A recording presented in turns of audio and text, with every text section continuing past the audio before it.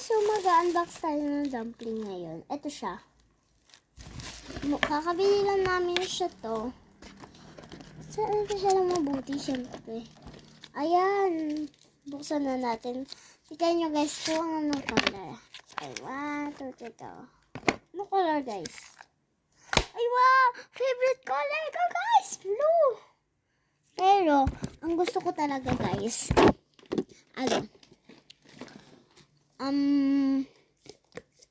tawag dun? Color purple talaga. So, bibili kami ng bibili. Kapag pupunta kami ng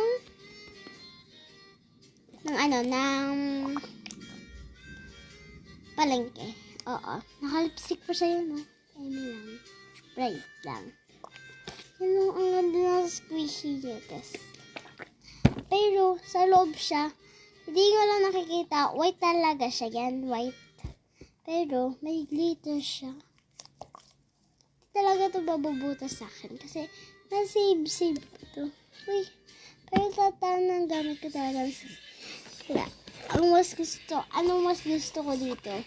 Bibili ako ng Nido sa second time na pumunta kami doon. Bibili nga sana ako Nido Ice Burp. Kaso, wala akong pera.